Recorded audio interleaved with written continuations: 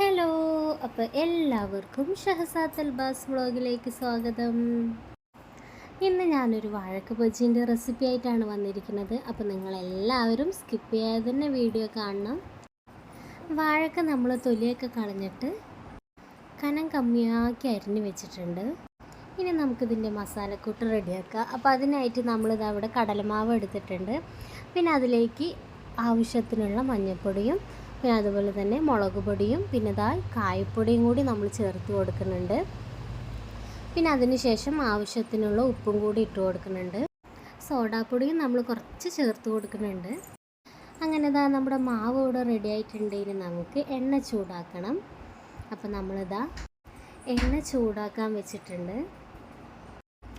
എണ്ണ ചൂടായി വന്നതിന് ശേഷം നമ്മളിതാ ബാറ്റർ തയ്യാറാക്കിയതിൽ വാഴക്ക മുക്കിയിട്ട് നമ്മളിതാ പൊരിക്കുകയാണ്. നമ്മുടെ വീട്ടിലുണ്ടായിട്ടുള്ള വാഴയ്ക്കാണ് കേട്ടോ, അതുകൊണ്ട് തന്നെ ടേസ്റ്റ് ഇത്തിരി കൂടും. അപ്പോൾ നമ്മുടെ ഈ വീഡിയോ ആദ്യമായിട്ട് കാണുന്ന കൂട്ടുകാരാണെങ്കിൽ ഒന്ന് സബ്സ്ക്രൈബ് ചെയ്യണം. തൊട്ടടുത്തുള്ള ബെല്ലൈക്കണും കൂടി അമർത്തിയാലാണ് ഞാനിടുന്ന വീഡിയോ നിങ്ങൾക്ക് നോട്ടിഫിക്കേഷനായി ലഭിക്കുള്ളൂ. വീഡിയോ ലൈക്ക് ചെയ്യാൻ മറക്കരുത്, ഷെയർ ചെയ്യാൻ മറക്കരുത്. ഫാമിലിക്കും ഫ്രണ്ട്സിനും എല്ലാവർക്കും ഷെയർ ചെയ്ത് കൊടുക്കണം. അപ്പോൾ നമ്മുടെ വാഴക്ക ബജ്ജി റെഡി ആയിക്കൊണ്ടിരിക്കുകയാണ്. അപ്പോൾ ഒരു ഭാഗം റെഡിയായിട്ടുണ്ട്. ഇനി നമുക്കിത് തിരിച്ചിട്ട് കൊടുത്തിട്ട് മറുഭാഗം കൂടി ഇട്ടൊന്ന് വേവിക്കണം. അങ്ങനെ നമ്മൾ മറുഭാഗം കൂടി ഇട്ട് കൊടുത്തിട്ടുണ്ട്. നല്ല അടിപൊളി ടേസ്റ്റ് ആയിരുന്നു കേട്ടോ.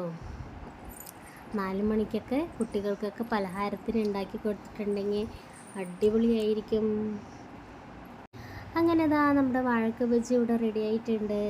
അപ്പോൾ ഇന്നത്തെ ഒരു കുഞ്ഞു വീഡിയോ ആയിരുന്നു. ഈ വീഡിയോ നിങ്ങൾക്ക് എല്ലാവർക്കും ഇഷ്ടപ്പെട്ടു എന്ന് വിചാരിക്കുന്നു.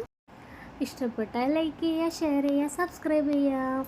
ഇതുപോലുള്ളൊരു മറ്റൊരു വീഡിയോ ആയിട്ട് നമുക്കിനിയും കാണാം. അതുവരേക്കും ടേക്ക് കെയർ, ബൈ.